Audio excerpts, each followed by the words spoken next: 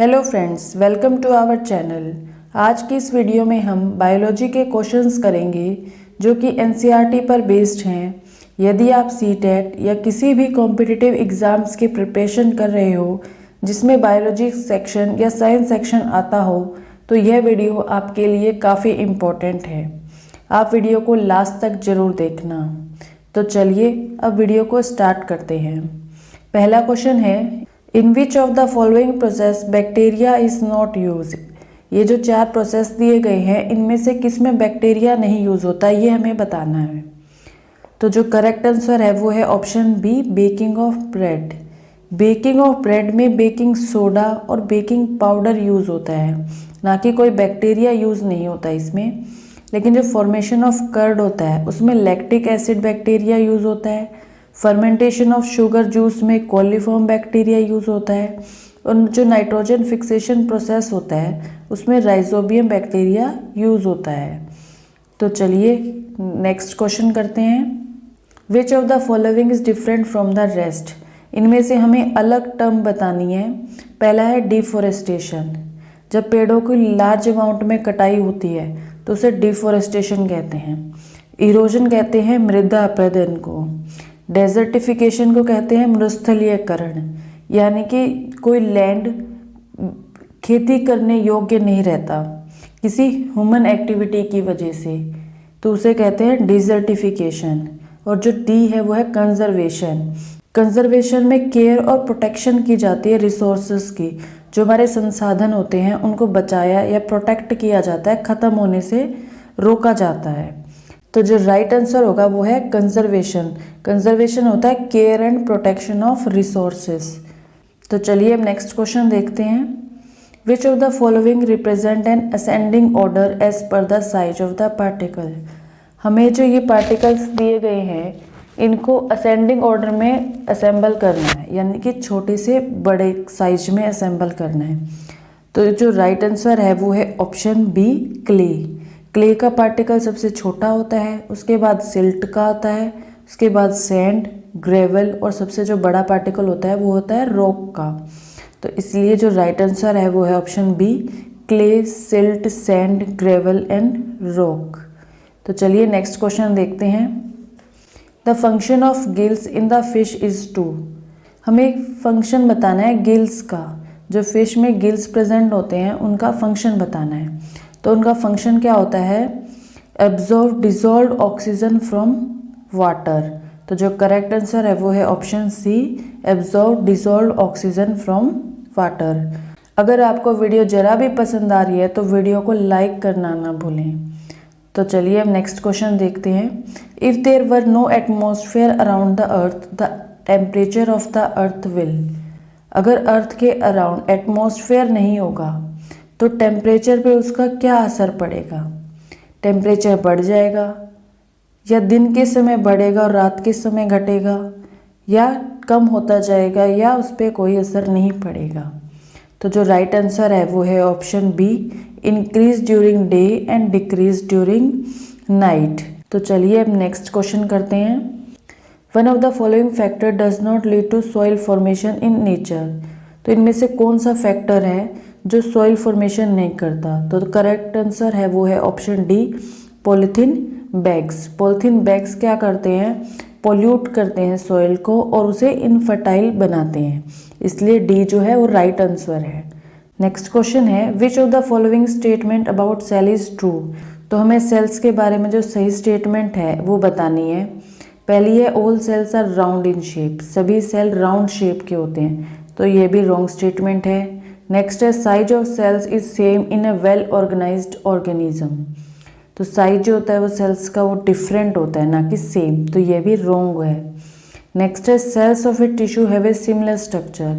Tissue के जो sales होते हैं उनका स्ट्रक्चर सिमिलर रहता है, तो ये स्टेटमेंट जो है वो है करेक्ट है। तो सही आंसर है वो है option C, cells of a tissue have a similar structure.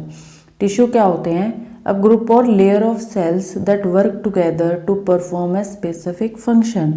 ये सेल्स का ग्रुप होता है जो एक साथ मिलकर एक स्पेसिफिक फंक्शन को परफॉर्म करता है, इसलिए करेक्ट आंसर हो गया cells of a tissue have a similar structure.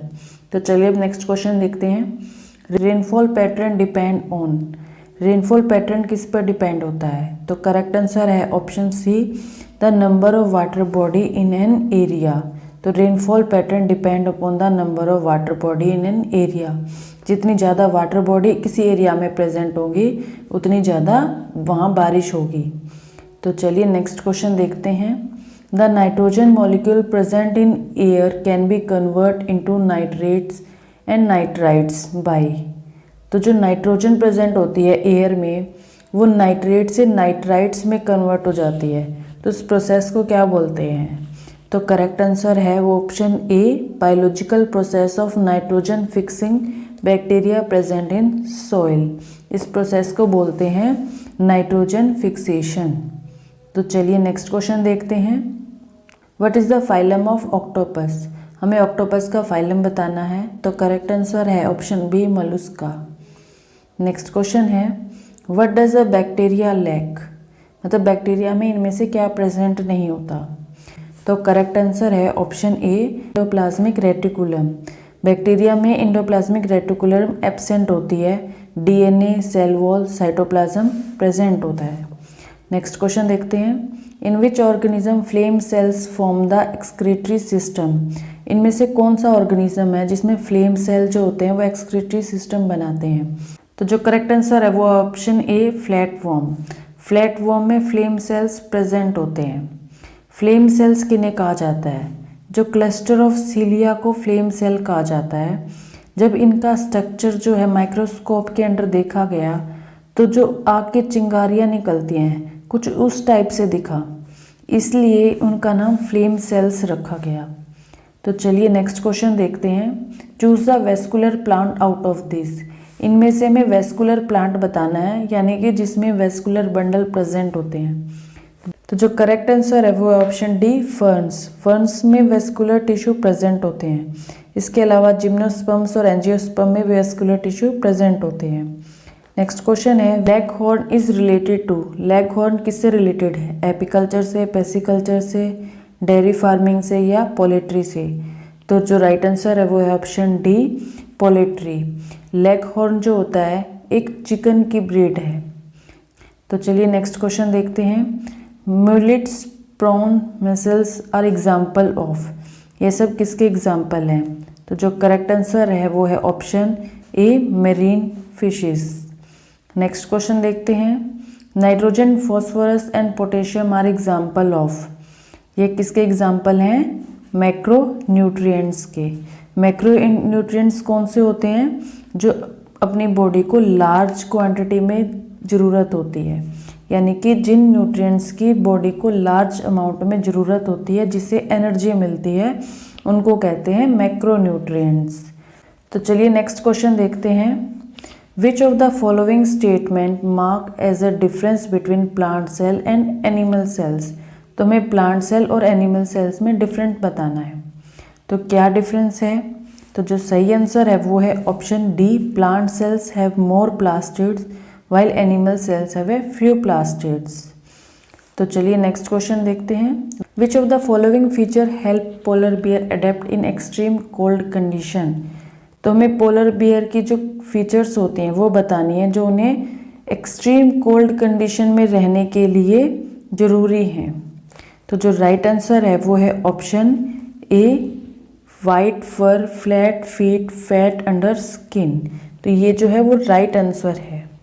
तो चलिए नेक्स्ट क्वेश्चन देखते हैं। Which of the following pollutant are responsible for depletion of ozone layer? तो जो करेक्ट आंसर है वो है ऑप्शन सी, क्लोरोफ्लोरोकार्बन। क्लोरोफ्लोरोकार्बन जो होता है रिस्पॉन्सिबल होता है ओजोन डिप्लीशन के लिए। तो ये थे आज के 20 इम्पोर्टेंट बायोलॉजी MCQs। उम्मीद करती हूँ आपको वीडियो पसंद आई होगी। तो देखने के लिए धन्यवाद।